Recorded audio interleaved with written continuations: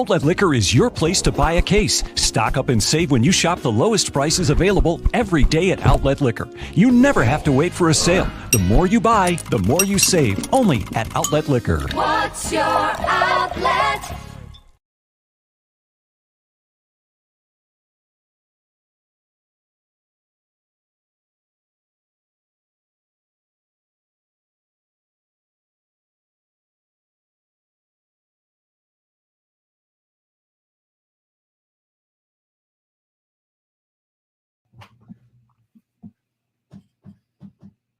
Welcome back, ladies and gentlemen, to episode 83 of Two Goalies, One Mic. I'm Johnny Cullen, joined alongside Duane Steinel as always. We are pleased to be joined by Jesse Granger, beat writer for the Vegas Golden Knights of The Athletic. Jesse, much thanks. Repeat guest. Thank you for taking the time to come on and join us. Yeah, no problem. Thanks for having me. I guess it's three goalies, one mic today, huh? Fucking rights it is. Yeah, we have that. It happens every now and then whenever we have a goalie. I think latest who was it? Ole the goalie when Olaf Kolzig. And then we had a weird one. You remember Jean-Luc Grandpierre? He works for Columbus. Yep, he works for the media at Columbus. He's a goalie too. Well, he's a forward turned goalie. So that was like 2.5 goalies, one mic. Defenseman turned goalie. Defenseman turned goalie, but he did have good boots, so we'll give him that. Yeah, he got great boots. But thanks for coming on with us today, Jesse. Obviously, you guys are kind of been in the spotlight this season in terms of what you did in the offseason with Buffalo. I remember kind of texting you back and forth, not leading into that, but I remember just always saying Buffalo will never, ever win this trade if Jack Eichel comes back 100%. But I am pretty happy with the pieces that did return. Peyton Krebs is playing very well. Alex Tuch has really taken on a huge leadership role with this team. I think he has 8 points in 7 games, something like that, since returning to the lineup. And obviously the first round and second round picks, we don't know what that's going to be yet, but I guess it's going as good as it possibly could right now for Buffalo in terms of the return for that trade. But Jack Eichel did just recently travel with the Vegas Golden Knights on their East Coast trip that ended with a 3-2 win against the Tampa Bay Lightning. Just how close is he to returning right now? And what has the rehab been like for him? I know, it was really, spotlighted that he was pretty much on his feet right away after the surgery, the disc replacement. What's that been like from your side of things, covering that? And, what's the timetable for him to return to find the lineup? Yeah, I've actually been pretty surprised at how easy and seamless this recovery has been for him. You think because it's a surgery that had never happened to an NHL player, because the Sabres were so hesitant to do it, I expected him to be out for quite a while. And he said he went to dinner with his parents the night of the surgery. He literally got the surgery and then went to dinner with his parents, which is crazy after undergoing disc replacement surgery. But I guess that's how seamless these doctors were able to do it. Now, he had that surgery in Denver, and then he flew straight from Denver to North Carolina, where he was working out. I guess the surgeon that worked on him had his team that helps people rehab was in North Carolina. And because Eichel didn't need to be in Vegas because he wasn't skating with the team, he's like, I'll just make it easier and I'll go to North Carolina and skate there. So he spent the first couple months, or I guess month and a half, of his rehab in North Carolina doing all that stuff. And then just a couple weeks ago, he finally joined the Golden Knights here in Vegas. Now he's working out at their practice facility, City National Arena, every day. He's skating with the team. As you mentioned, he's going on the road trips. He just went on the 4-game East Coast swing that they just went on. I was talking to Mark Stone about it, and it was interesting. He mentioned that when he was traded from Ottawa to Vegas, one of the hardest things when he was trying to get into the swing of things was the travel was so different. The way they got ready for the bus, the way they boarded the plane, the way, where they drove to get to the plane, all that stuff was so different that he was trying to learn all of that and play hockey. And he mentioned that he thinks Eichel doing all of this for weeks before he plays will actually help him to where when he gets back ready to play, it's okay, all I've got to think about right now is just the hockey. So that's good. In terms of his actual return to play date, he won't put a date on it. He says it's feel. He's I'm going to know. I'm not going to plan in 3 weeks. I'll be ready. I'm just going to wait. And then when I feel ready, I'm ready. And he seems to think it's going to be sooner, I think. And then when I talk to Pete DeBoer, he seems to be a little more conservative in the return. Like Pete DeBoer he'll usually say a month, maybe 2. I don't think it's going to be 2 months until Jack's back, but I do think it's probably going to be a month or so. I know some people were wondering if he was going to play against the Sabres here in a couple days. Thank God, no. I highly, highly, highly, highly doubt he plays that game. It's not impossible, but the fact that he hasn't even started taking contact yet, he's still wearing the no contact sweater in practice. Like no one's allowed to hit the guy. I don't think you're going to throw him into game action, especially with a player of that caliber. The guy's got a huge contract. There's no reason to rush him back. It's not like this team is fighting for playoff spot. Like they're in the playoffs. So I don't see a reason to rush him back. Yeah, that was going to be my first question is what color jersey is he wearing? Is he taking line rushes with the fifth line, the Black Aces, or is he still in that non-contact jersey? Obviously, you answered that for us. But what's it like to, he's got such a unique stride, right? Like seeing him skate, I've heard it described from Michael Haters as, weird and ugly, but from people, some people that know the game really well, it's a majestic thing of beauty. It sounds like we're talking about racehorses here. What was your first impression when you got to see Jack really get up and gallop? You know what I mean? Really get up to full speed. Yeah, racehorse is a good way to put it. That guy's a horse, man. He's big. He's a big guy. He moves and so I compare it to in the NFL, there are guys who are just so tall. Like Vince Young was the one I immediately Cam Newton's another one that their legs are so long. They don't look like they're running fast. They look like they're just kind of trotting. And then you see a guy next to him trying to catch him. And it's like, oh my God, he's just running past him. That's the way Eichel skates. He doesn't look like he's trying all that hard. It doesn't look like he's going that fast, but he is. Yeah. He's smooth. To me, the thing that stood out the most, more so than the skating, is his release. I just love the way he shoots the hockey puck. He holds his stick up high, right? Like he doesn't lean down on it. He doesn't drop his shoulder when he's getting ready to shoot a hard wrister. He holds it up high, and he just kind of whips it. Just a tiny little movement of the wrist, and the puck's gone. And we know, right. We know. To me, that's what I noticed immediately. Like the first day he was on the ice, I'm like, man, this guy, he puts no effort into the shot, and he's just lasering him. Yeah, that bottom hand, you don't typically see it stay where it is with the Eichel shot, right? Right. When we talk about in development, you shooting with your body, but for whatever genetic reasons and whatever developmental reasons he went through as a young player to make him the man he is today, it's to his advantage, because for us goalies, we're trying to read the blade, and when you have that top hand up so high, we don't know if you're going to pass it. We don't know if it's going to go, if the blade's curving this way or that way.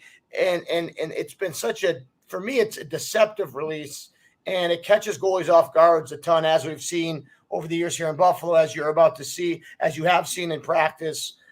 So it's, he's a unicorn in that sense, where he has a different type of stride. He has a very deceptive release that isn't common in the way that you would teach somebody to shoot if they'd never played hockey before. But we've seen what he can do at his best. He can be a top 5, top 10 player in the world. Putting him with that group that you guys have already assembled is scary to me. I had the chance to play with Pietrangelo. He was my first captain in the OHL. And the amount of leaders in that locker room, right? You look at Stone, you look at Pacioretty, you look at, Pietrangelo, you look at Eichel. Anybody I'm missing out? It just seems to me Robin Leonard, right? Very you have so many voices in that room. And Pete DeBoer, I got to coach, I got to play against him for a year when he was leaving Kitchener to go on to the OHL. And there's another guy that I know he's bounced around, but I've never heard a bad thing said about the guy. He manages his players really well. I was listening to Agent Provocateur with Elaine Walsh, and he described a story about Peter DeBoer and just the amount of respect he has for him. And coming from an agent that, we all saw what he did with the picture and the sword, but to hear him talk about Pete DeBoer and me having a very little knowledge of him. Actually, our last episode, Duane Quickie brought up DeBoer's son and Steve Spott's son, which was interesting. Is Steve Spott still with Pete? Yeah, he's the power play coach here in Vegas. Yeah, he kind of handles the special teams here. Small world. Our last guest had coached a couple of their kids, but Your special teams make it a hell of a lot better once you had number 9 in that lineup. Yeah, they definitely can't wait to get him because the power play hasn't been great. Yeah, it's gonna worlds better. You know what? In getting away from Eichel, I know we'll get back to it. Looking at the Pacific, all I've heard, because I haven't, with 2 kids, I haven't been able to stay up super late. Everybody said it's wide open. Obviously, you guys are sitting at the top with 55 points. You have the Ducks and the Kings right on your heels with 54 and 53 points respectively. Who preseason saw that coming? I mean, did you have any inkling, Jesse, that the Ducks were going to be able to put together this type of season? Duane, did you? Not at all. I think we kind of, so they're a little ahead of schedule. I and the people who kind of cover these teams out here have been expecting LA and Anaheim. I mean, they've been drafting well. They've been collecting young prospects. Really well. I think they're a little ahead of schedule. I didn't think we thought that they would be 2 and 3 in the division right now. Obviously, that requires Edmonton to collapse the way that they have. So I guess that part was predictable. But in terms of Anaheim and LA, their prospects are a little ahead of schedule, and I think for LA. They're still getting a lot out of Kopitar and Doughty, guys that maybe people were wondering are they out of the point of their career where they can carry a team to the playoffs, and they're obviously not. They're playing really well right now.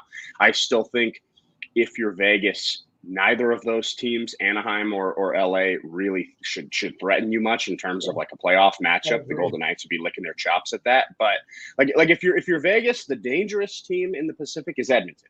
Because as bad as they've played, if that team gets a goalie, they're going to be really good. And obviously, 2 of the best players on the planet can take over a playoff series. You only got a game or 2 can swing a playoff series. So I think while Edmonton is not as complete of a team maybe as LA or Anaheim, I still think Edmonton is probably the most dangerous team in that Pacific Division, just kind of waiting in the weeds. Let me throw this at you. We, Edmonton's been all over the national media, or the National Hockey League media, and I'm sure you've seen that, covering them in your division. But and we saw that, I think it was a 7-game slide, ending with that thrashing by the Panthers. Since then, 4 wins in a row to start to climb back. They have that big 5-3 win against the Flames to cut their schneid, cut that losing streak out. They beat the Canucks in OT, which is nothing to write home about, but it's still, hey, it's back-to-back wins, it's points. And the next, 2 nights later, they beat the Predators in a shootout. Hey, that's 3, 6 points out of 6 points. And then Preds are playing well right now too. Yep. Yeah, and then they come back against the Canadiens. The Predators are nothing to laugh about. They are a team that I think might surprise some people come playoff times. But, they go into Montreal, take care of what they need to take care of. They have the pesky Sens, as I call them, as everybody has dubbed them today. Now, I think that's when that losing streak started to really happen, right, with that loss to them. So it's going to be interesting to see. My question back to you is, what about Calgary? How have you guys matched up against them? Because, like I said, I haven't caught a ton of your games. But when I look at them, they're sitting right on in that 4th spot, right? I think, correct me if I'm wrong, we're going back to the normal playoffs where it's the top 4 from each division, or is it top 3 from each division and then wild cards, right? Top 3 and wild cards. So as of today, they would be, looks like they'd be 8th. Because them and Stars are both at 48th. Did they, that could be a potential 1st-round matchup if, unless Edmonton climbs up there. How have you guys matched up against them? Calgary's a really good team. To me, Calgary has been the best team other than Vegas in this division. At least I think they've kind of fallen off lately, but early on, they've been so healthy. Calgary didn't have a lot of the injury issues that Vegas was dealing with, and like the Avs were dealing with it, and a lot of the top teams were dealing with injuries. Calgary's been so healthy. They match up pretty well with the Golden Knights. I think Daryl Sutter gives Pete DeBoer problems in terms of when you look at those two coaching against each other, no matter what teams, whether Pete was in San Jose or Florida and wherever Daryl's been, I think Daryl his systems have matched up well against Pete's, and those type of teams that play really structured defense, they pack the box. We're not going to let you into the center of the ice. We're going to make you shoot from the outside. You're going to have the bulk of possession. Like, teams have kind of decided, like, it's so hard to play the possession game against the Golden Knights because they're so good at it. They just shoot. They outshoot teams single night. Every single night they outshoot teams. So I think teams have decided, let's not try to beat them at that. Let's give them 40 shots. Let's just try to make those 40 shots not dangerous. Let's try to keep them to the outside. Let our goalie make easy saves. Let's clear up the rebounds in front. And then eventually Vegas will make a mistake. They'll turn the puck over. With Pietrangelo and Theodore, they're so good at those outlet passes. But when you have guys that are first passes are ridiculous. But when you have guys that are that aggressive, they're going to turn the puck over. Like Pietrangelo and Theodore have a turnover, at least one a game, where you're like, oh my God, I can't believe he did that. And teams like Calgary, the last two teams to eliminate the Golden Knights from the playoffs, Montreal and Dallas, are two teams that are defensive. They packed the box. They waited for Vegas to make a mistake, and then they scored. So I do think that in terms of matchups, Calgary is a team that Vegas would probably not like to see. Like, they'd much rather play an LA or an Anaheim. I also think that, so when you look at the history of the Flames and the Golden Knights for the last 5 years, it's very strange because Calgary just crushes Vegas up in Calgary, and Vegas crushes Calgary in Vegas. Like, there are no close games between these teams. Almost every game is 6-1, 5-0, and they each win at home. They're exciting hockey games. Your last article you posted with The Athletic, you did mention a lot about how, adjusting your game as you get healthier. Like you said before, you've dealt with the injury bug, the COVID bug, and another thing too is that's why, when you go on stretches like these, like when you start winning games, it's every point matters in this COVID world, right? Because it doesn't, it can be like Buffalo. We kind of, we up in like for 48 hours we had no clue who was playing goalie for the Buffalo Sabres. Craig Anderson was booked to be the backup, but they weren't ready for him to be the starter. Me and Duane were waiting for a phone call. Yeah, right. Yeah. Like I told you, bring your make sure you have your pads with you when Buffalo comes to Vegas because they might need you. You never know. Pete has told me I should bring my pads on the road trips. Oh, buddy, I love it. You never know, dude. I just, so every point matters, but you mentioned, trying to, fix your defensive style of hockey in your last article, especially as you get healthier and kind of, especially with a new face like Jack Eichel, who, some people in Buffalo may think it, but I think he is a very good two-way center who is, going to make that adjustment, however you guys adjust your system of play defensively. I think he'll be able to make that adjustment very well.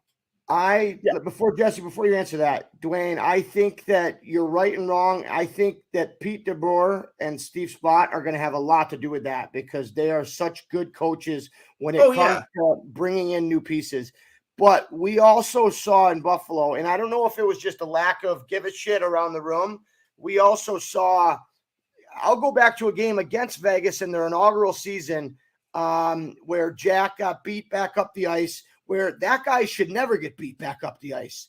And Vegas ended up winning in overtime. And granted, this is 4 or 5 years ago. Yeah. But for me, like, it was that lack of, as a center, if you're going to play center in the National Hockey League, especially in a top 6 role, you're going to need, you don't have to be Patrice Bergeron, or a Mark Stone. Well, I know he's a winger, but you're going to have to be able to commit to whatever system they're running. And I didn't mean to interrupt you, Jesse, but no, you're good. That's my one worry with Eichel.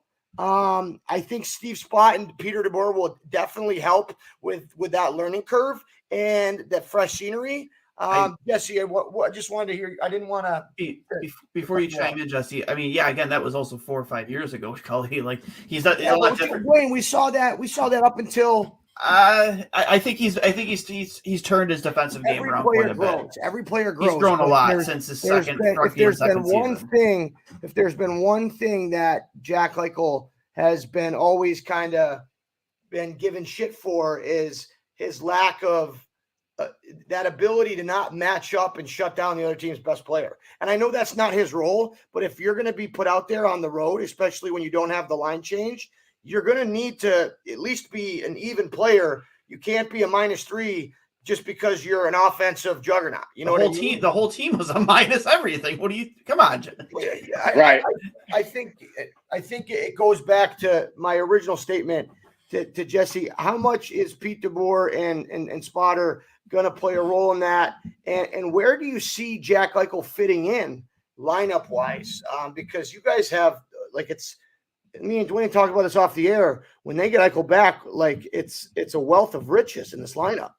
Yeah. So first of all, to the point of getting back, the center, you're the first guy back always. In the Golden Knights system, the center is not always the first guy back. They actually make it really easy on the center. I actually talked to Pete DeBoer quite a bit about this. Their system basically just deals with F1, F2, F3. There are no the only time F1 the center becomes the center. Right. The only time the center actually is the center is faceoffs. And then as soon as the play starts, they basically and that's why you see a guy like Chandler Stevenson come in and just be phenomenal. William Karlsson wasn't all that good before he got to Vegas. He's been phenomenal. Nick Waugh is really, really developing into a good center. I think Vegas's system, it's partially Vegas's system that doesn't put as much stress on the center. I think the center is just one of the guys, whereas I think in other systems, the center, you have to be so much more aware and so much more responsible than the wingers do. And then I also think it's that Vegas just has defensively responsible wingers. Mark Stone, you mentioned him with all those centers because he's basically a center. I mean, he plays on the wing, but he's so defensively responsible. When's he's always last back time first. we've seen a winger up for you? What's the award I'm thinking of? Selke Trophy. Always wins. When's the last time we've seen a winger up for the Selke, right? And Stone probably will win one. But and it's not just Stone. Riley Smith is a phenomenal 200-foot player. Max Pacioretty has really grown his defensive game since coming to Vegas, and he's a guy who is almost never on the ice for a goal against. Jonathan Marchessault gets back. They've got so many good defensive wingers that I think it makes the center's job easier. So I think that will be refreshing for Eichel. Okay, it's not on me. I'm just one of three forwards instead of playing that role. And then I also think that I think this fresh start for him can be good in terms of when you're on a team that they all want to win the Stanley Cup, but when you're halfway through the season and it's pretty clear we're not going to the playoffs, guys, there's a lot less motivation to make that back check. And when you're losing that game by 3 goals, and rather than a team that you're expected to win the Stanley Cup. If you don't win the Stanley Cup, this season is a complete failure. That's it. It's the cup or you failed. And I think that those expectations, especially for a guy like Eichel, who's been in the league as long as he has and has not played in the playoffs, he hasn't experienced that. I think at least initially, it won't he's going to be back checking his ass off. 5 years from now, if he's still in Vegas and he signs a new contract, maybe the newness might wear it off. But I don't right now. I don't see any issues in terms of his defensive skill or in terms of his defensive effort. Two-part question. Sorry, Duane. Nolan Patrick, what have you seen? I haven't kept up with it much. He was somebody that I was a big fan of early on. I know he's dealt with the migraine issues and everything therein. I was happy to see him get a fresh start. Is he still playing on that top unit with Pacioretty and Stone? That was just for the one night because Chandler Stevenson got put into COVID protocol while they were on the road. So Patrick jumped up there. But for the most part, he's been on the fourth line. He's been a fourth line center for this team. And he started off the season pretty rough. He got injured and then he came back and he just didn't look very good. And I think lately, here in these last 3 or 4 games, the Golden Knights' fourth line has really, on that road trip that they just went on, they played basically the best teams in the league. They went to Washington, to Carolina, to Florida, and to Tampa. And the fourth line basically carried the offense. The top 6 were struggling to score. Stone was out with COVID. Pacioretty had just come back from wrist surgery, so they weren't quite going yet. And Nolan Patrick, Brett Howden, two guys who they brought in the offseason, have been really good. William Carrier scoring a few goals. Former Sabre William Carrier. Yeah, he's been scoring a lot lately. So Patrick and that fourth line here in the last couple weeks has been trending in the right direction. Prior to that, I was really worried about the way Nolan Patrick looked in Vegas. Like, I thought he was heading for not even going to be in the lineup once guys got healthy. I think he's starting to play his way back into a spot right now. But this team's so deep. You mentioned the center depth. You got Jack Eichel at 1. So nasty. William Karlsson at 2, who's obviously really good. Chandler Stevenson is the team's leading scorer right now. He has the most points of any player on the Golden Knights. Was it 43 points right now? I think he has. Yeah, he's almost a point. He's almost a point per game player, and he's the 3rd best center on the team. And then Nick Waugh is a phenomenal. Like, I think Nick Waugh is considerably better than Nolan Patrick. So Nolan Patrick's the 5th best center on this team right now. He can play the wing, and that's probably where if all 4 of those centers are healthy, Nolan Patrick's going to have to play on the wing. Let me ask you this: is Nick Waugh, Dadonov, and Janmark, have they played together most of the season? Not most of the season, because the Golden Knights. So, like, Stone was out for a long time. He missed a couple months. Max Pacioretty has had 2 different injuries that caused him to miss a month or more. William Karlsson broke his foot and missed 2 months. They've had so many injuries that their lines have just been constantly shifting, constantly. But that is the most stable third line that they've had. Janmark, Dadonov, or actually, sorry, Janmark, Waugh, and Kolasar. Because Dadonov has been being bumped up to the top 6 because they've pretty much at all times had at least one top 6 winger out with COVID or an injury. So Dadonov, he hasn't really been able to slot into that third line role that he will probably be. He'll most likely be a third line winger because of the guys above him, assuming they don't trade someone. If they trade like Riley Smith, for example, to open up cap space, then Dadonov will fill in his spot on that second line. But I mean, they've got some really talented guys that could be playing third line minutes. They're going to be a matchup problem for most teams. Yeah. Do they need to open up cap space before Jack comes back? Yes. Yeah. How much are we talking? It's so complicated. These guys have like. What do you mean to put you on the spot? No. I've been poring over it. I think it's somewhere between $6 maybe $7 million that they would have to clear out. If you look on like Cap Friendly, it'll show you like 10 or 11 million. I don't think it's that much because they're going to waive some guys. They're going to, they're not going to have to trade 10 million. They're probably going to have to trade a good $6 million in cap space. With the trade deadline coming, I think every team in your position, when you're considered like as much of a contender as you are, you want to try and make maybe at least one move that's going to be a difference maker to that lineup. But your team is just so good and so deep. Like who is the odd man out there? And, to have it to clear that kind of money, again, who would it be? So there are a few ways to look at it. And I mean, like, so the easy one, the one that everyone automatically goes to because it's the easiest one is Riley Smith. And it's because he's an unrestricted free agent this upcoming offseason. He's playing well. He's only making $5 million right now. He's probably going to get a raise. Like if he hits the open market, Riley Smith will for sure get a contract of more than $5 million a year. Probably in the 6, 5, 7 range. Yeah. Right. So the Golden Knights are worried that they're going to lose him anyways. So I could see them moving him before the deadline. That pretty much clears the cap space. You maybe have to move, like waive a couple guys, but nothing major outside of him. The only problem is Riley Smith is so important to this team. I mean, this guy is that line too. Favorite player. Like he came into the league. Yeah. Riley Smith is like every coach's favorite player. I can send him over the boards for the first penalty kill unit, for the first power play unit.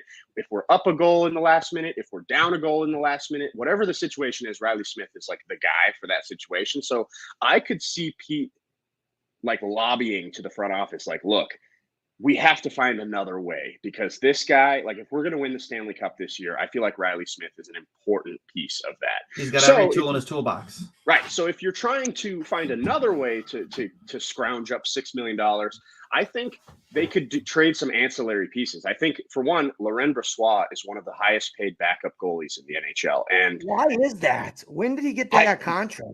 This offseason, just this past offseason. And I don't understand it. But I think the Golden Knights Leonard hasn't been the workhorse, right? Like he, even on Long Island, when he was a Vezina finalist, he was still splitting with Grace. Like it was like almost, I think he played like 50 games. So I think the Golden Knights were, when the Golden Knights traded Marc-Andre Fleury, they were worried like, okay, are we really going to hand the keys over to this Stanley Cup contender to a goalie who's never played 60 games in a season? So they wanted a really stable veteran backup. And that's what Brassois is. But now that Leonard has has like, I think those worries are gone. Like Leonard's playing well enough. He could play better. I mean, especially like he had a stretch there where he wasn't playing well, but he is now, and he was at the beginning of the season. He was their best player on the team.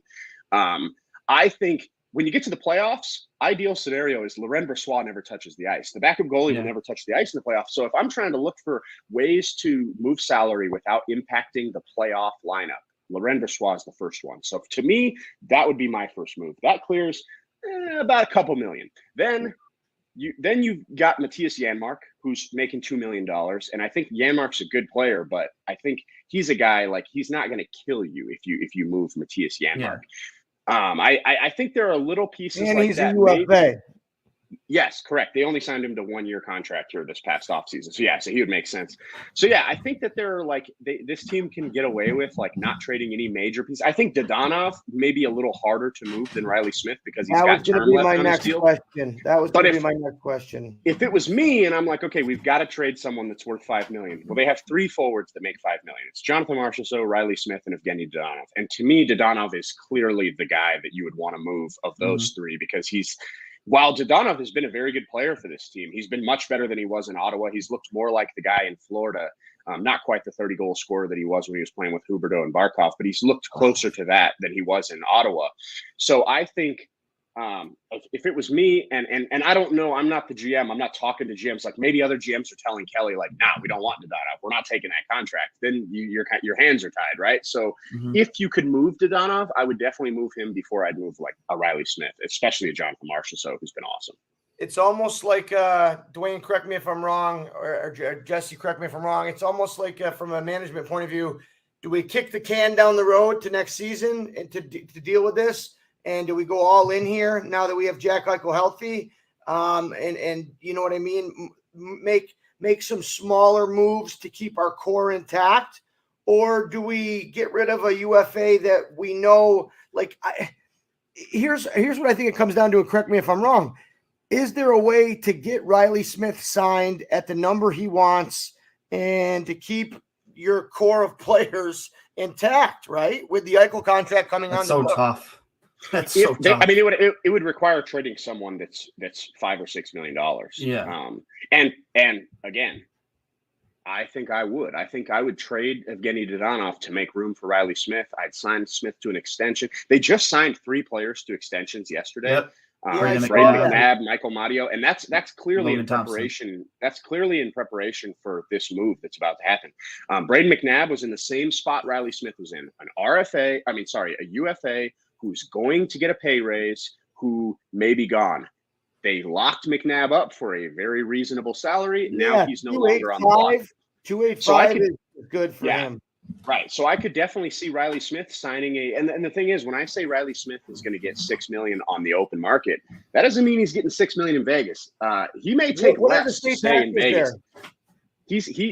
Zero. There's no state taxes in Nevada.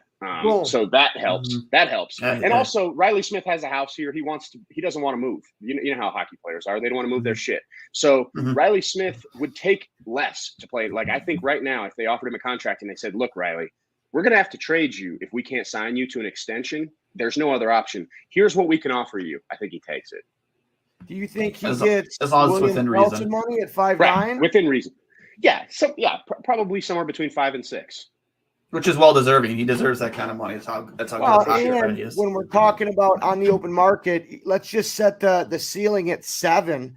Let's say he plays for the Anaheim Ducks. He's only getting what, $4 million out of that, right? Like with the California would kill him. Yeah. Oh yeah. Well, I mean, I think that's the way I would approach it as a GM, Kelly. If or Mr. McCray. Players aren't stupid; they know. But no, it's just going to be really interesting, Jesse. And I mean, I'm sure you're going to have to keep your carpal tunnel on notice with the articles you're going to have to write.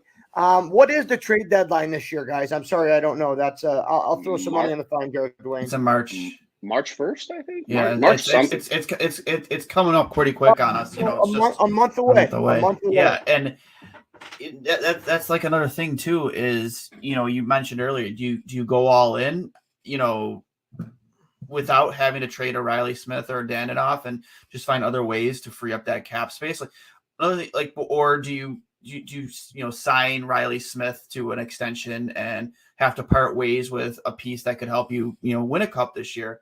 That is the question. Another thing too is you said possibly, trading Brassois. Like, is Logan Thompson a kid that's ready to come in and be the backup goaltender, or is that a situation where you got to bring somebody in to be your backup?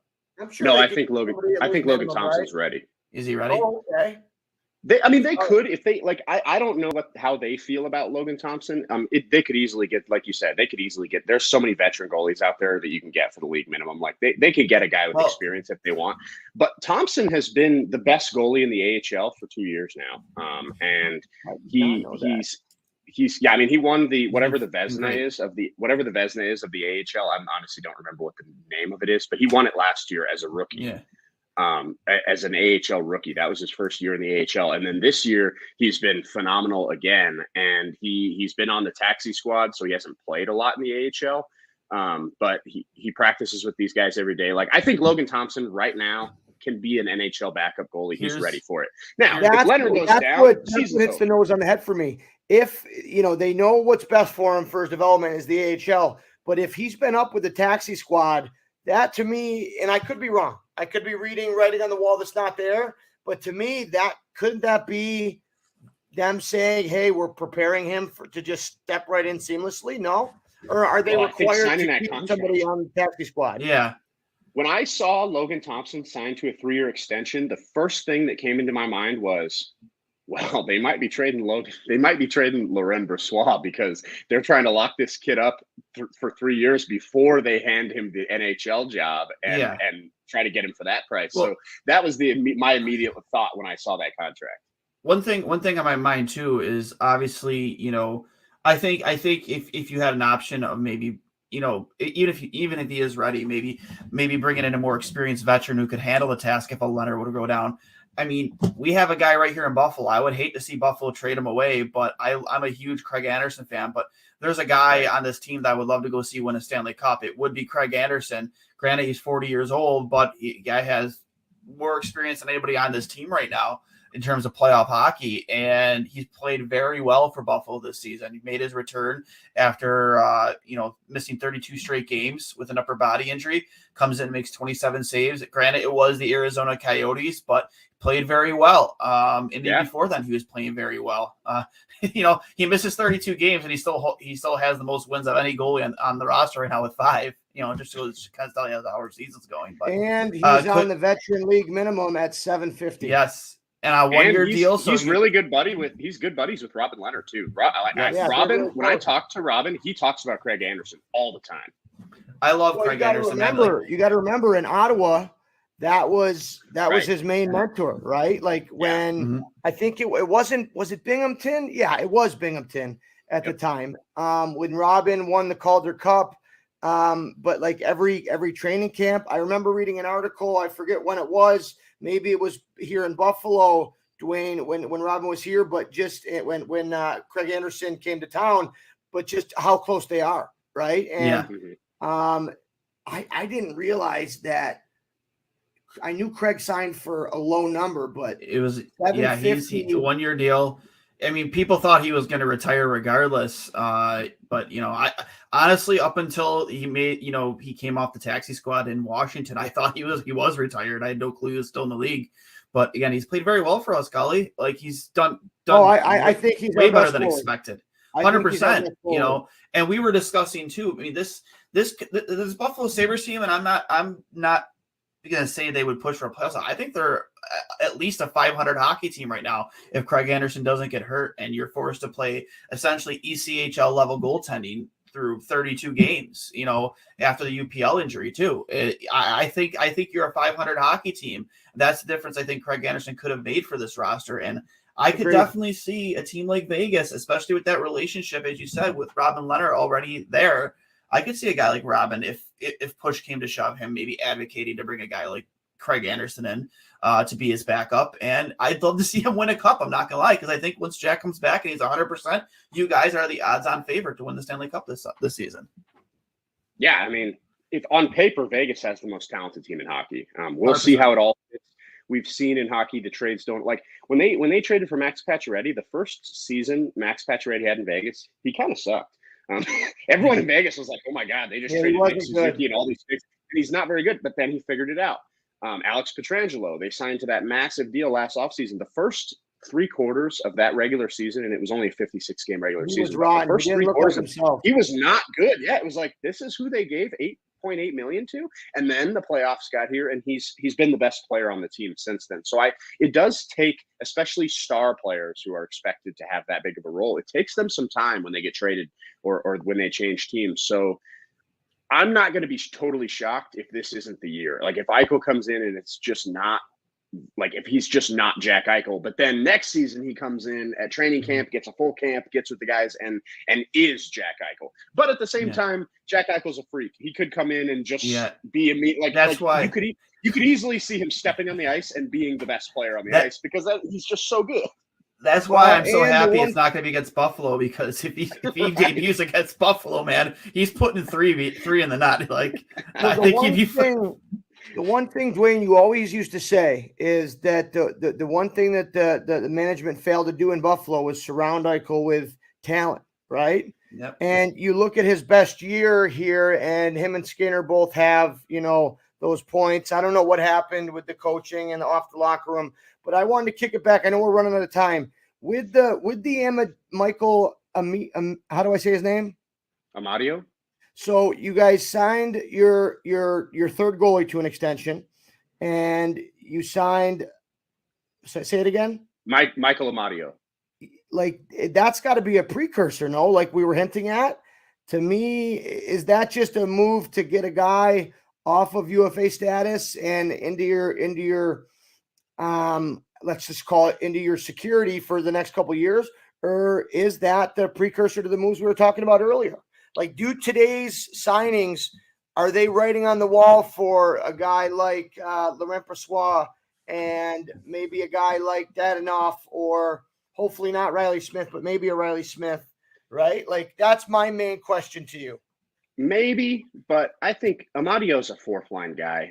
They're not going to be playing Michael Amadio where like Riley Smith is, for example. I think Amadio, they claimed him off waivers this year, so that wasn't their contract. And at the time, I don't even know if they would have claimed Amadio if they weren't so injured. Like they claimed Amadio and Adam Brooks off waivers this year. Both of them, when they literally were like, are we going to have enough warm bodies to put on the ice to play a hockey game tonight? Like we aren't sure if we're going to have enough people to ice a team because everyone is injured or has COVID. So when they claimed Amadio, I think it was more of just hey, that guy plays in the NHL. We'll take him. So, and then I think he played a couple games and they were like, you know what? This guy fits. He fits into our system. He fits into our locker room. We like him. He's super cheap. He's going to be a UFA. This guy is a bottom of the lineup player who we think fits what we want, both personality wise and the way he plays. So they just signed him to a 3-year or a 2-year deal to just get him on the books cheap. It's cost certainty. We've got an NHL guy who we can put in the lineup every night. He's not going to make a huge difference, but he's also not going to lose you the game. I don't see Amadio connected to like trading a winger, like especially a top 6 winger. I just think of it as, oh, this was a surprise. Like we picked this guy up just because he was a guy, and all of a sudden, we think he actually belongs on this team. Yeah. But I guess my question is, with Eichel getting inserted into the lineup, he's not going to become, you're getting arguably Chandler Stevenson is giving you the most value bang for buck in the league, right? Yeah. He's been awesome. So, I don't think my question, I didn't word it well enough. You're not looking to maybe signing Amadeo, I butchered his name, allows you to maybe not make one of the big moves that we were talking about, but several of the little ones. I don't know. It's going to be really interesting to see. Yeah, it is. One other thing too is we mentioned, again, Logan Thompson, Loren Brassois.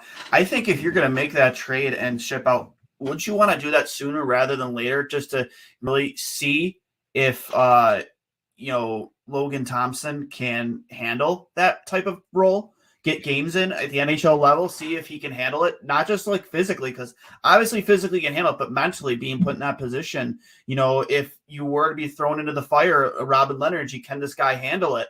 I think that's if you're smart, the trade you make pre-deadline because you want to get this kid some games in to see if he can handle that type of responsibility. So come deadline, you can make that evaluation. Like, do we want to have this guy be our second horse, or do we want to go reach out to a Buffalo about a Craig Anderson? Keep in mind, this kid was playing CIS hockey for Brock University 4 years ago, right? I know, yeah. His rise has been crazy. I mean, he hadn't played above the ECHL level like prior to last season, and now he's where he is. Like his development curve has been crazy. To be completely honest with you, Duane, I think if Robin Leonard gets hurt, they aren't winning the Stanley Cup. I don't care if it's Loren Brassois in net. I don't care if it's Logan Thompson. I don't care if it's Craig Anderson. If Robin Leonard doesn't finish the season, the playoffs, the Golden Knights aren't winning the Stanley Cup. So to be honest, I really don't think it matters who the backup goalie is. I think this team is good enough to make the playoffs with Logan Thompson as its starting goalie because they're just that much better than everyone in the Pacific Division.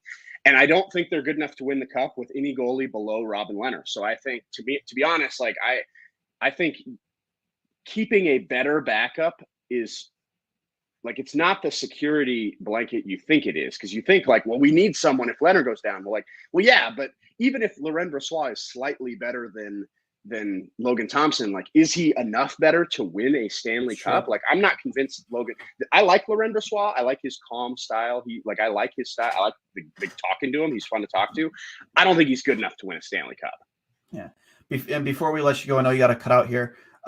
Leading into this matchup against Buffalo, obviously you're going to see the returns of Alex Tuch and Peyton Krebs to Vegas, guys that have been really good for Buffalo since making their debuts. Again, we mentioned before, I think Tuch has either 8 points in 7 games or 9 points in 8 games, and Peyton Krebs, has looked very good on a line when he has played. I think on the power play unit with Alex Tuch, and then I think he's on a line with, I want to say it's Tage Thompson, maybe Dylan Cousins. No, it's not Dylan Cousins. It's Tage Thompson and I can't remember who else. But he's looked very good, especially in transition, playing with speed, and just the chemistry is there. What are you looking forward to see those guys make their returns? Because Alex Tuch is a guy who, was traded from arguably a Stanley Cup favorite to the worst team in the NHL, and the guy had a jokerish smile on his face. Like, he was excited to be in Buffalo, and he's taken this leadership role like in stride, and he's taken a lot of pride in it. And I'd imagine they're both looking forward to coming back to Vegas, and especially with more increased roles with these teams, roles they did not have at Vegas.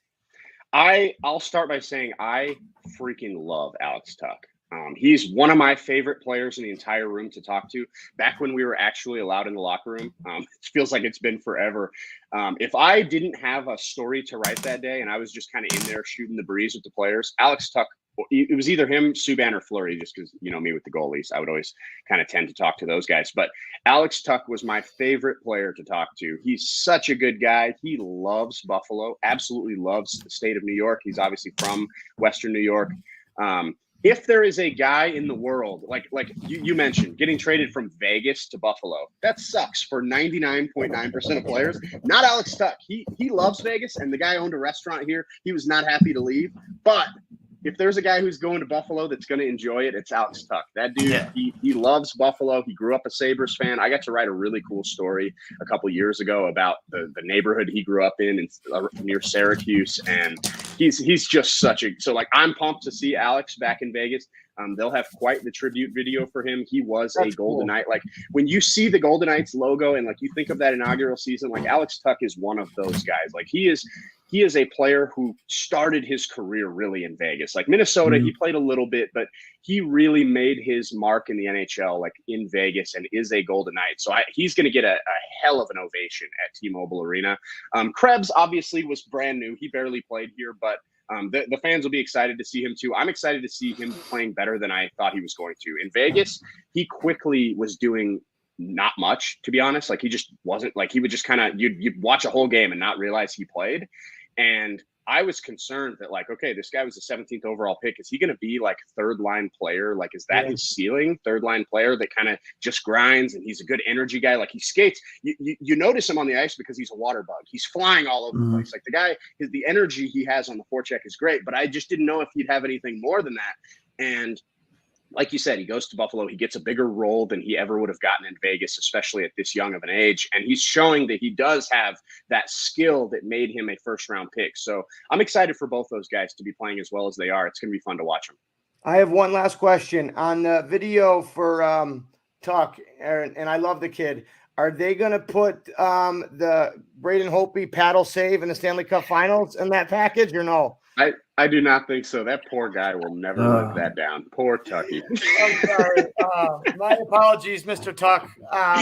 What a save. Hey, what a save. For 3 goalies, 1 mic here. Talk about our favorite saves. It's either the 2-pad stack windmill glove save when you catch it or the diving out with the paddle. And paddle's remember, fun. that wasn't on the ice. That was a good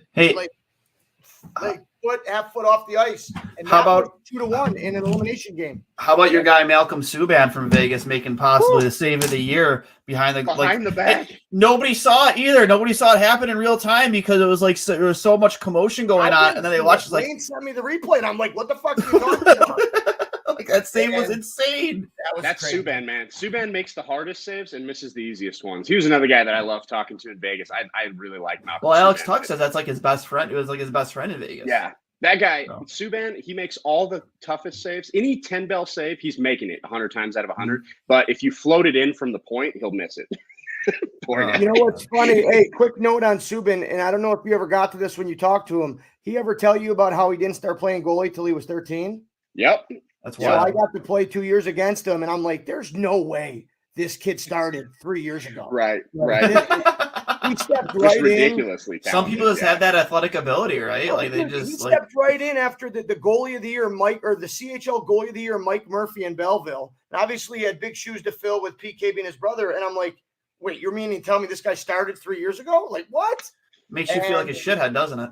Yeah. all those off ice workouts, all that hard work, and then Malcolm Subban just straps the pads on. Right over me. But he also got to play with Philip Grubauer, which was interesting. The connections that you see in the OHL. Jesse, I know that you've gone over your time with us. I really appreciate it. I got nothing else, Duane. You got anything for him? No, man. Thanks again, Jesse. Appreciate it. And like I said, hopefully you said you're definitely coming to Buffalo when Jack Eichel makes his debut, coming back to the 716. So we're taking him out for wings, right? I fully expect you to get us to be in contact and meet out for a beer and wings. And we're not going to Anchor Bar either. Nothing against Anchor Bar, but everyone comes to Buffalo. They got to go to Anchor Bar. No, that's not a barbell guy. Yeah. Barbell, Gabriel's Gate. There's a lot of good places in here for wings, hole in the wall places. We're not going to Anchor Bar. Cool. Can't wait. All right, man. Jesse, thanks for your time, bro. Thanks for your help. Thanks for your time, awesome. Jesse. Later, guys. Thanks for having me on. No problem. Cully, that's a phenomenal interview. What interview? I got a few minutes here before I got to head out for my goalie lesson. Jesse's a tremendous guy. 3 goalies, 1 mic. It's always fun when we get another goalie on. Yep. But he's done a great job. I really encourage. He briefly mentioned. Maybe, Duane, maybe you can find it, that article he wrote that he was referring to about Tuch. Yeah, maybe I'll ask him to send it to me directly. I'm sure he has that tap. Because Jesse's a phenomenal writer. And if he touted that article as being something special, it's something special. Because even his average work, like what he considers average, is great. Like he's a phenomenal writer. He really brings life to his columns. I don't even know if they call them columns anymore. I'm so outdated. Yeah, it's so much different today than it was 10 years ago. When you talk to these analysts and these writers about hockey, like everything's changed so much, man, so much. But can I say one thing about Logan Thompson? So many of you may not know this, but Brock University is right over the border. It's located in St. Catharines. For example, when I played for the Ice Dogs, I billeted in Thorold, and I was in I live with a family, of course, but we were in the how like they have zoning, like the student village. Like I was right next to Brock. This guy goes out. He plays. Looks like 4 years for the Brandon Wheat Kings. Puts up some decent numbers, and then goes to Brock. 18-6, 934. Awesome numbers there. Goes to the Signs right after that first year in Brock. which is a big deal because as soon as you sign pro after you start your school package, he was basically giving it up. Like it was at that point when he left Rock, he was saying, I'm going all in. He starts in the Adirondack Thunder in the East Coast League, goes to the Binghamton Devils, South Carolina Stingrays in 1920. Then the Vegas Golden Knights pick him up in 2020. He gets one game in there, and then plays for the Henderson Silver Knights. Same thing this year. 1 goal for the Vegas Golden Knights, 3.23 goals against, 885. I know it's a tiny sample size. Yeah. But his AHL numbers from the last 2 years, 2020-21, 196 goals against average, 943 save percentage. This year, 262 goals against average, or goals against, 928 save percentage. I'd like to think, going back to our point, I think he's ready. I think I'm not saying he's not ready. I just think if you're going to know, you brought up a good point. You never know until you throw him in there. You know, I me personally, if I'm Vegas, I am making that trade sooner rather than later, or at least dress him for a couple of games here to see if the guy can handle the challenge. Wouldn't you have to put what's his name on waivers? I don't know. I mean, is he on the taxi squad? Can you just make that? I'm not sure. I don't know how that works. Not an injury or like a coach. I'm not sure. That's a great question. I just think that you need to get him some games and just to kind of really come to the conclusion if this kid can handle the role. I know Jesse said, like, if Robin Leonard gets hurt, they're not winning the cup. But just because you would assume that's the case doesn't mean at least prepare for the worst, hope for the best, right? So I think that you have to do your due diligence on that kid and make sure that he can handle a workload, of more than, what I mean? Just one game isn't a big enough sample size at the professional level. It just isn't. I would like to see them. And if that were to come, I would love it as much as I hate to see a guy like Craig Anderson leave Buffalo, because I think he's a phenomenal locker room guy. He's played so well for us. I would love to see a guy like him win a cup. Yeah, a couple clicks for Craigie Anderson. And I'd love to see him have the opportunity to win a cup. I know you probably don't want to uproot your family or uproot your life from one side of the country to the other, but I mean, this could be your last chance. I think he's been used to it, man. Yeah. Ever since his Ottawa days were over, he's been all over the place. I just want to see a guy like him have one last crack at a cup. He's such a good dude. Agree. And he's an ambassador for the position, Duane. 100%. I can't wait to have him on one day. I think it would be. I think he would come on with us. I think he 100% once he retires. I remember when in Ottawa, his wife Nicole was battling cancer, and that was a big storyline for them during that run. He was playing while she was going through that, and she was always in the crowd. And so cool to see how everybody rallied around her, not just in Ottawa, but like the whole hockey world. And to see like the strength, like he played the night that they found out that she was out of remission and the cancer was back with a vengeance. And I still remember him giving the press conference. And what was so cool? Nicole was right next to him. Yep. And it fucking brought tears to my eyes.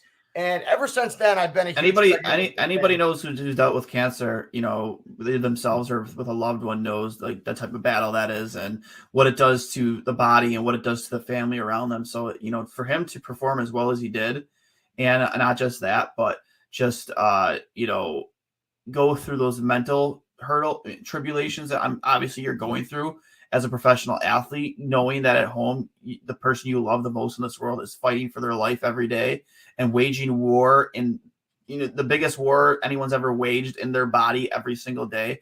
I mean, again, a couple clicks for Craig Anderson and Nicole Anderson, a couple of, a power couple in hockey, if you ask me, that they made it all the way here and, that she's doing well and very healthy. And, he's still playing hockey at 40, 41 years old. I'd love to see him go to Vegas and have one last crack at a cup. So to finish up, because I got to head out here. I don't know if let me know. Tweet at me at KidCully33 on Twitter. I have Spectrum, and I know I might be in the minority as everybody changes, but I could not watch on MSG. It was like I was having like an epileptic seizure. It was cutting in and out the whole game. Doing. I know I called you about it. See if you were having the same issues on DirecTV. You weren't. If anybody else on Spectrum was having that issue, let me know. It made the game unwatchable. I watched football instead and watched the game recap. Obviously, a tough team to go against in Colorado. Anytime you get fall behind. They didn't play terrible, though. I'll give them that. It wasn't terrible. I think that Buffalo, considering the lack of talent, the huge disparity in talent between Colorado and Buffalo, I thought they played well. Again, you had Dustin Tokarski making his first start, and I don't know how long after struggling. You just can't give up that first goal against that team. And you mentioned the mistake Middlestat made on that play. Now he's hurt again. So it's interesting. Really quick, and we'll end on this. We talked about how Pete DeBoer runs a system where the first guy back is the center, right? Yep. And not every coach does that. I know John Cooper does in Tampa, a very like a variable of that. But just to break down that goal, ideally when the puck's in the corner, the defensive zone corner, you have a defenseman, man on man with the puck, and you have your center, on the D side of that battle, but also marking their second lowest forward, and you have your other D in front. But if both D end up in the corner and, they're interchangeable, right? Those two D in the center. Casey even did a decent job of shoulder checking. It's just, that's how fast this game is. And you mentioned, Duane, that he's not quite up to full speed. I think that's what caught him. Part of your job there is to make sure that pass doesn't get through backdoor. It did. I think that the game might go differently there. Like against the number one team in the league, you can't give up that first goal on the road. And they did. It was in Colorado, correct? Yeah. And I'm seeing right now, a couple different sources on Twitter. I'm not sure how reliable these are, but they're saying that Casey Middlestat was pulled as a precaution day to day, because watching him, he wasn't ready. He wasn't game ready. Look, you told me that the first game I wasn't able to see it. Rift, first game back. He didn't have that first step. He just didn't have the first step. He couldn't keep up, and it looked like he was skating with cement blocks on his feet. And I don't disagree. Yeah, pull him out if he's not ready. There's no reason. Yeah, get him up to full speed. I know I can understand the horniness to get him back in the lineup, but let's get him back when he's ready. We have the Sabres and Golden Knights tomorrow, 10 p.m. I know it's a late one, but I'll be tuning in for that as I'm getting home. Right, probably for puck drop.